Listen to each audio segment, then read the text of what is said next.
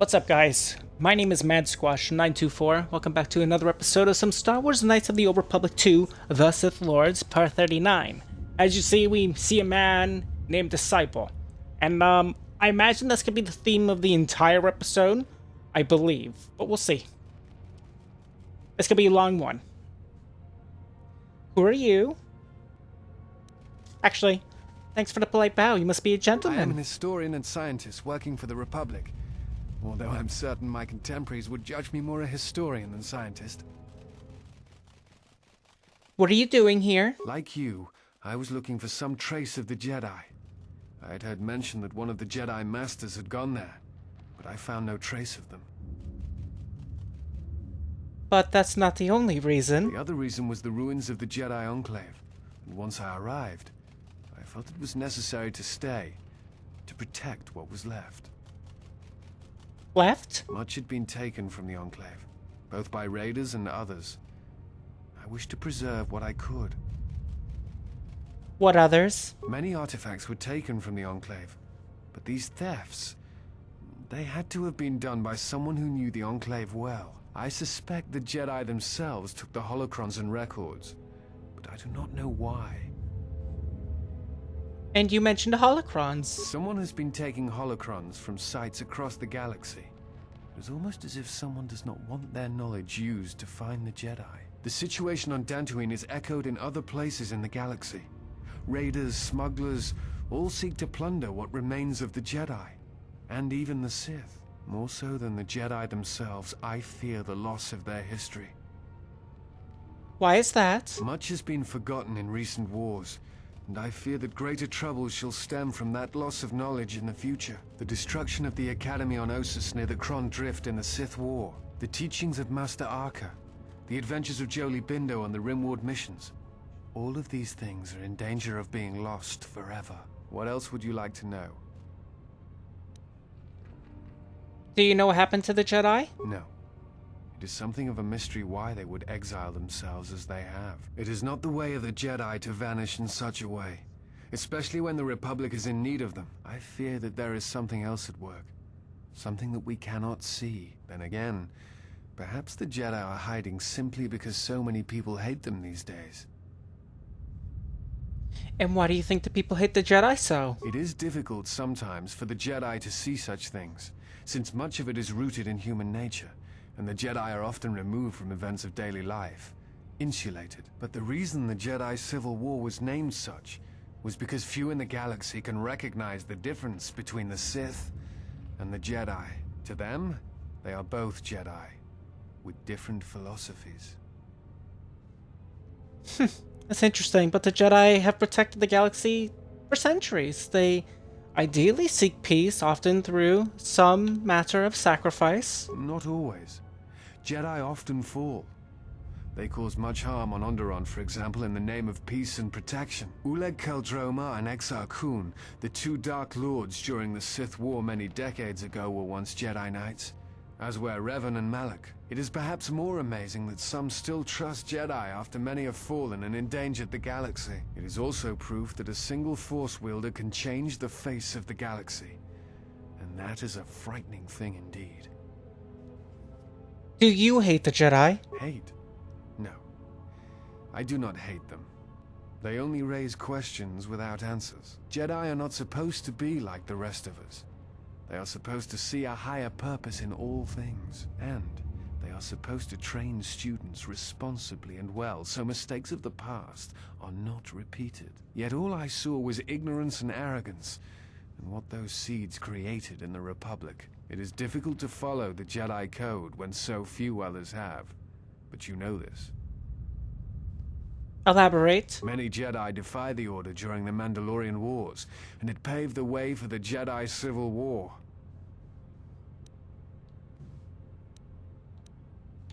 I mean, I suppose I was one of those Jedi, so I am partially responsible. There is no blame. All must accept. But, at its core, one must wonder if it was the failure of the Jedi teachings or the teachers themselves. Many of the Jedi Council trained Exar Kun, Ulik, Revan, and Malak. How could they not see the danger they posed? And if they could not, perhaps there was some essential part of their teachings that was flawed. Something beyond the Jedi code that they were missing. I mean, Revan Malik would have received the same kind of training I have. I'm not certain you understand what happened with Revan. Do you wish me to explain? Sure. Revan was captured in the middle of the Jedi Civil War, due in no small part to his apprentice Malik, who turned on him. Revan was brought before the Jedi Council and put on trial. You must understand that the situation was desperate, and the Jedi needed to know how Revan had amassed the forces arrayed against them. As I understand it, they were able to convince Revan to have a change of heart. Revan helped the Republic defeat Malik. Perhaps in his conversation with the Jedi Masters, they were able to convince him of the rightness of their actions. Do you know who trained Revan? Revan had many masters.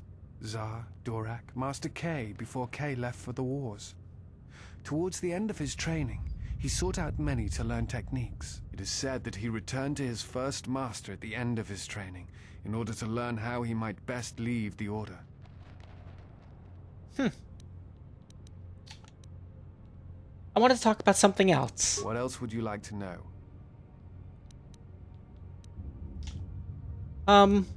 Tell me about the Republic. I do not know if you are aware of how fragile the Republic is at the moment. Its influence is stretched thin, and it grows weaker with time. What happened? The Jedi Civil War brought much suffering to the galaxy, and the forces that Malak and Revan amassed against us seemed limitless. Many worlds were destroyed, trade routes disrupted, and the Republic fleet was almost decimated. It was almost the end. But at that last year, the year before Revan vanished, Revan's assault on the Republic stopped. No one knows why. But it was all that saved the Republic. The fleet the Sith had amassed was no more, and the remaining Sith turned on each other, destroying the Academy on Korriban. It did not matter. Revan had already won. What do you mean? The war was costly, and it shattered the Republic. In time, the Republic might recover, but if a threat strikes now, if certain key worlds are not held, then the Republic will collapse. What else would you like to know? Why do you work for the Republic? I'm trying to save the Republic. Dantooine and the Jedi Order are instrumental to that effort. Despite the troubles of the Jedi Civil War, there are those among the Republic who still favor the Jedi and wish them to return. And there are admirals within the fleet who recognize that the Jedi must be found if the Republic is to hold together. Yet as long as Onderon remains within the Republic, and the efforts on Telos succeed, that is all that matters. And why Telos and Onderon? The Republic is fragile right now. Telos is important because its success will determine whether or not the other dead worlds receive the same reconstruction efforts. If Telos is rebuilt and made habitable again, it will affect a string of worlds along the rim. And Onderon? Onderon, strangely enough, was unaffected by the Jedi Civil War. It's almost as if Revan didn't want to attack it. Its resources and position on the rim make it a vital supply line and guard post against outer rim attacks. Also, it's the only world in the Republic still capable of seeding ecosystems into other dead worlds. Onderon's wildlife is some of the most aggressive in the known galaxy. Merely placing some of those beasts on target worlds will guarantee their habitation for years to come. And why is Dantooine important? Dantooine was one of the few Republic worlds on the Outer Rim. It is why the Republic is attempting to get the settlement up and running. Dantooine is within reach of several other Rim worlds, and the Republic will need it as a resupply post if they are to keep a presence on the Rim. I want to talk about something What else. else would you like to know? You look somewhat familiar to me. I imagine in your travels of the galaxy you've seen many people. Faces tend to blur together after a time. What else would you like to know? You mentioned holocrons? Someone has been taking holocrons from sites across the galaxy. It is almost as if someone does not want their knowledge used to find the Jedi. The situation on Dantooine is echoed in other places in the galaxy, more so than the... You mentioned this. I'll be going then. Before you go, I had a question for you. You came to Dantooine in search of Jedi. Why?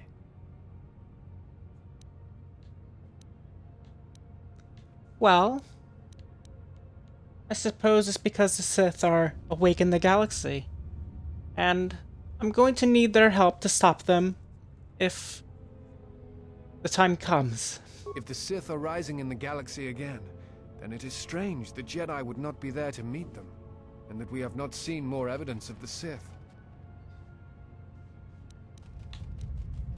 Tell me, do you not believe me? No, I believe you. I merely find such subtleties among the Sith to be strange. They have been known to practice deception, but in the histories, since the time of the Dark Lords Khun and Keldroma, and Revan and Malak, such subtleties have been rare. In any case, it seems to me like our goals are compatible. If you would have me, I can apply my knowledge and skills to helping you find the answers you seek. Oh, we would welcome your company. So this is our companion if you choose a female as your main character. Otherwise, you get Handmaiden. Let's see. We're not going to level him up right away because obviously I mentioned there was 4 characters we can convert into our subclasses, aka Jedi. We already finished Bayodur, we did Mira, we're working on Aten, and Disciple is actually our last one. So what I'm going to do, let's bring Visas. We haven't brought Visas in a while. I am listening. And we're not going to level him up. Instead, we're going to talk to him a bunch. There is something I have observed, and now I feel I must say it. I have found your presence to be inspiring. Thanks. With your growth in the Force, you seem to have found your center. And throughout the dangers we face, you remain calm and focused. I mean, you're right. I've never felt better. I understand now why others followed you to war. Perhaps that is what leadership is. And it is something I have seen in only a few during my travels. In any event, it has been some time since I traveled with a Jedi, nor one so firmly upon the path. I wanted to thank you. I fear the stories that were spoken of you have misrepresented you. And if I have the opportunity, I shall reverse them whenever they arise. Aw. I thank you for your kind words, but they aren't necessary. Very well. Then I shall keep my favorable opinions to myself. Forgive me, but there is something I must ask. In my study of the Jedi histories and the more contemporary records, I have heard tales of a Jedi who was exiled. You are that Jedi. But the records are somewhat evasive on why this was done. I wanted to discuss why you chose to leave the Jedi Order and accept exile. Oh, well, I suppose it's because I left to protect the innocents on the Outer Rim, and not a lot of other people were willing to help. I see. And because you went to war, they cast you out?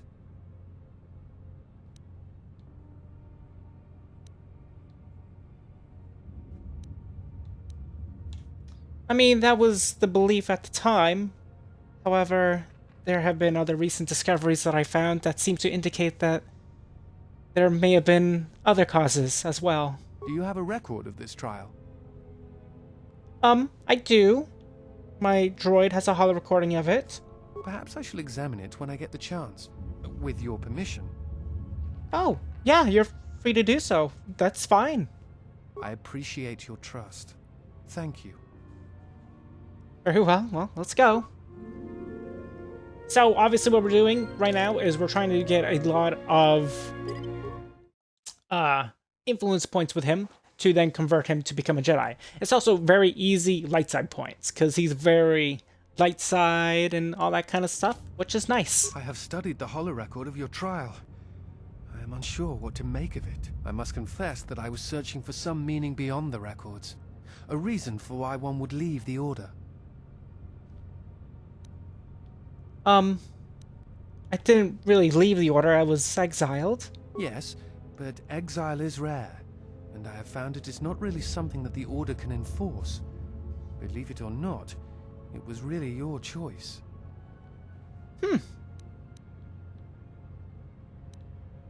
I mean, you saw the record, there was not really a choice. It was a sentence. I don't think so. Perhaps some of them felt strongly about your sentence, but I think something else concerned them. Again, the choice to turn away was yours, not theirs. Are you so sure that I don't know you? You look so damn familiar. More so than before. You are correct. I am afraid I have not been entirely open with you concerning my past. If I look familiar, it is because we have met before, at the Enclave on Dantooine, many years ago. As on Coruscant, Force-sensitive children are taken to Dantooine as well, though it is done rarely and only with those they believe are destined to become Jedi Knights. It is the secret nature of the place. If you are not chosen by a master when you have come of age, however, then the path of the Jedi is denied to you. I met you on Dantooine, long ago, briefly. You taught us how to move within the Force, and see it flow within others. How to see it in the behaviors of others and use that sight to achieve truth. It is difficult to explain the difference between you and Master Vrook, but I think it is because he was knowledgeable, but not a leader, not a mentor. You were different.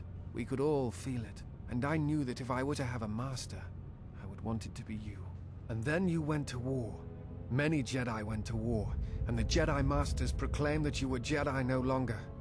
Atris, the mistress of the Archives, was first among them. I knew at that moment that if you would no longer be a Jedi, then you must be correct. I realized I did not want to be a Jedi. Instead, I wished to follow your path, and in any event, there was no one to train me, even if I wished it. They all went to war, as I grew past the age of acceptance. So you turned away from the Jedi, the Force, because of the decisions I made? It is possible to forget the Force, you know. If you have not felt it strongly enough, then there is little to miss. But I never felt the Force as strongly as I did when I was with you. And so I decided to serve the Republic, study the Jedi teachings, gather them perhaps. It was important to me to understand the Jedi now that they were gone. I felt some part of you should be preserved, so that your lessons would not be lost.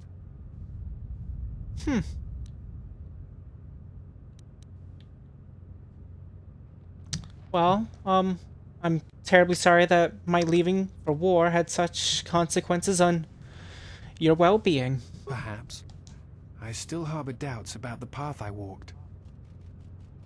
I could train you to feel the Force again. It is not time, if there ever is a time. Okay. So, tell me more about your training on Dantooine. Many Jedi went to go fight in the Mandalorian Wars, and few returned. To their disciples left behind on Dantooine, on Coruscant, there were few masters to train them. I was one such student. Perhaps not as strong in the Force as the others, but it really did not matter. The teachers left behind were few. Only a few students were accepted as the Mandalorian Wars raged on, and when I came of age, there were no masters left to train me. So I was forced to leave the Order, to seek my path elsewhere. It was for the best, I think. I had begun to have doubts, and I think the masters were aware of them. Well, I'm sorry if my leaving ruined your chances of becoming a Jedi Knight. Your apologies are not needed or warranted. I chose not to follow the Jedi, and the choice was my own. I have other questions. That is hardly surprising. What do you wish to know?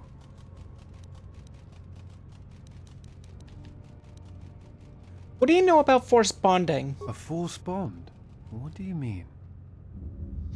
Well, I'll just come out and say it. I have a connection with another, and it could possibly be lethal to the both individuals. I'm not sure I understand. Let me elaborate again. I have a bond with another that transmit pain, physical pain, across distances. If she suffers, I suffer. If she dies, well, you know. And? No. I thought I had heard mention of such connections in some of the holocrons, but I do not possess them. They are part of the holocrons that were taken from the Enclave. Where would such holocrons be? I do not know. I do not know who has taken them. If we were to find them, perhaps I could help you find the answers you need. What do you remember about the bonds themselves? I know some of what you speak. It is said that when a Jedi and Padawan establish a close connection, that they can feel each other across distances and coordinate their movements in battle. The intensity of the connection varies. That bonding is said to also be something that manifests itself in such techniques as Bastila's battle meditation, the ability to touch the minds of others, to demoralize or inspire them. It is also said that moments of death or near death may also cause such bonds. The stronger one is in the Force, the stronger the connection.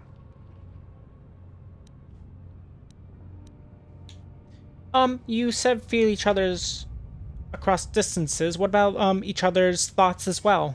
Thoughts. Images, perhaps, but not actual communication and words.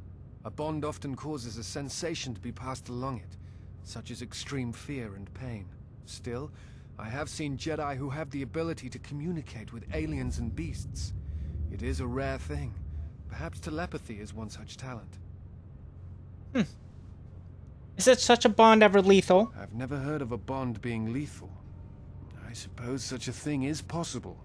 I had not truly believed Bastila's battle meditation until I had seen it in action.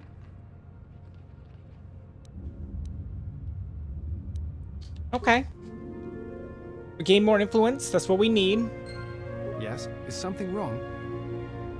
I want more influence. That is hardly surprising. Let's see. I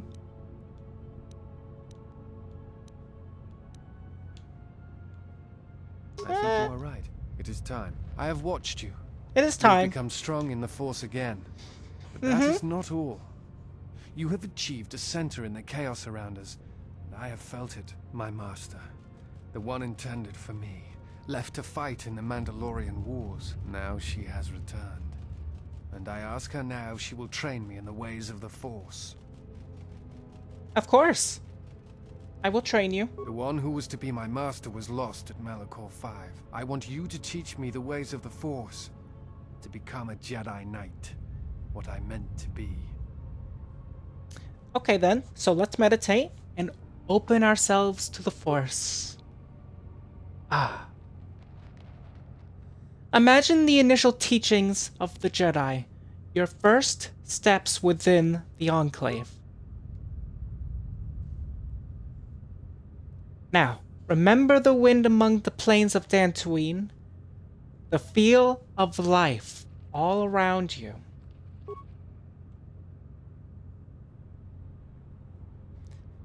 Think of what you felt when our paths crossed again, not but a mere 23 minutes ago. And at last, see the galaxy through the Force. The disciple has taken his first steps on the path of a Jedi Consular. He will grow in ability as he travels with you, and he learns what you know of the Force. There we go. It was that easy. That easy. Can you believe it? I can. See, that's why we didn't level him up, because now he is a Jedi Consular. And, frankly, we would have wasted his potential if we leveled him up as soon as we got him, frankly. So, I'm glad we, waited as we did. What is your stuff? You have a lot of dex. Guess strength. Okay, it's good to know. So because of that, we will give you the finesse with lightsabers. We'll give you this, because this is a gimme. We'll give you burst of speed as well. I think. Actually, no, let's give you... Where is it? This one. I like that one. Okay, I guess we increase your dexterity, because this is what we're pumping it into. It looks good. Can we acquire this? Nope. Let's get you burst of speed now. There's gonna be a lot of leveling for him. And I wasn't kidding when I said we were doing things based off of, you know, just working on the disciple. Because, we started with the disciple, and now here we are, working with the disciple again. Okay, we'll get toughness, master toughness next time. Let's get 2 force points this time. That's nice. Let's give you force push. He doesn't get many skills, but that's okay. Force Whirlwind is nice. And you're going to be in the light side, so you're going to want a lot of light side abilities. Give you Battle Meditation next time. Oh, we get 1 power this time.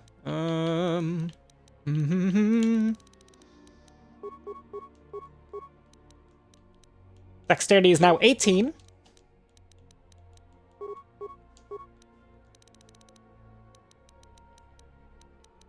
Master Toughness. Better heal.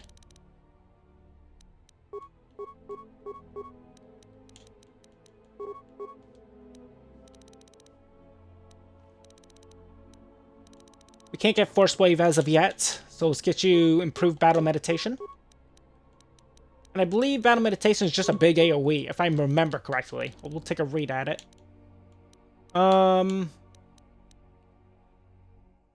Yeah, to all party members.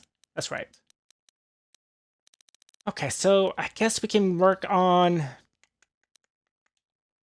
guess Stun will be a good one for you.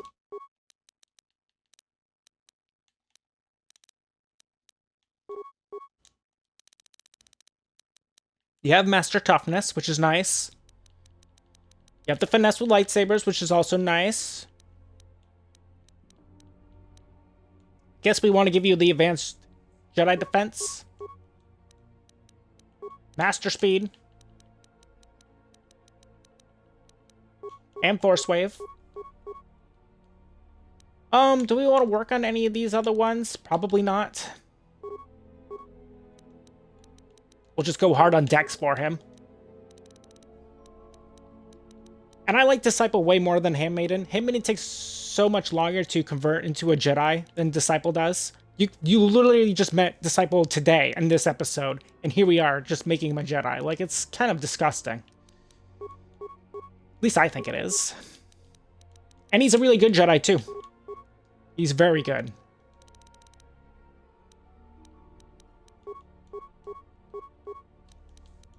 Like, he's gonna be one of the strongest Jedi we have, I think.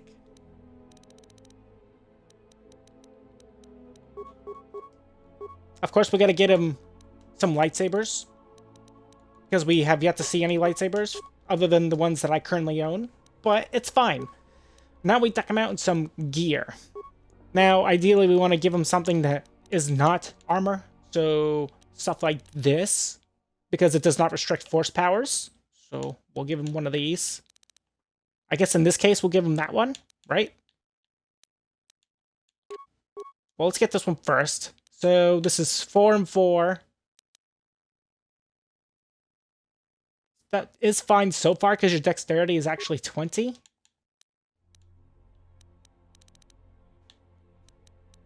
Unless we give you one of these.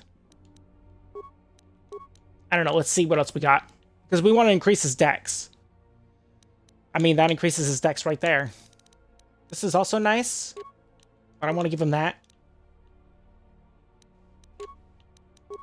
So now that we increased his dexterity, now it's kind of worthless what we gave him, unfortunately. So we want the Baron do Novice robes, or just Jedi robes. It gives him a wisdom, but the wisdom is kind of a dump stat, isn't it? Well, he actually has 11, so we'll give him a +1. So now, yeah, he has a +1 now. Okay. Give him a shield, doesn't matter. More dex, perhaps? Sure. And, for now, I guess he's gonna be not using any sort of, weaponry, right? Because, he has a +20, 6 to 18. If we give him this, it turns into 4 to 13, but still +20. Right. Could give him that, +25, but it makes his actual damage potential worse. 3 to 14? Yeah. For now, let's just have him wield nothing until we get our next lightsaber. And now let's level up Visas as well. I told you today's episode was going to be all about Disciple. I wasn't kidding. He's all done now, which is great. Get you this. I did give you 2-weapon fighting, didn't I? Yeah. Do you have dueling as well, for some reason? You do not. That's good. Master Heal.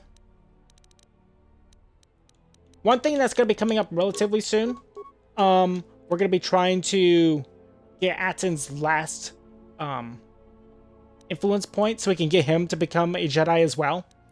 So that is coming relatively soon, but not yet. That's why we have Visas with us instead. Also, we haven't brought Visas in a while. What is your damage potential like if I just give you nothing? 5 to 22. 7 to 25. I guess we're going to have you wield nothing too then. That's okay.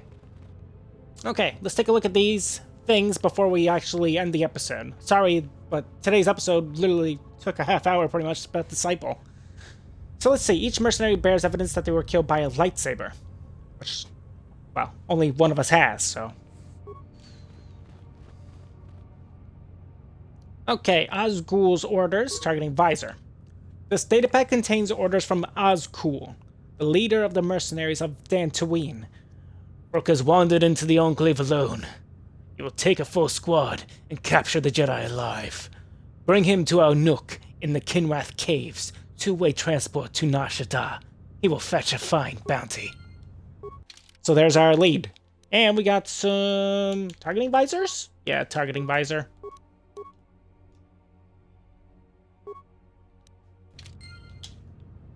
I see. Anything else in this room?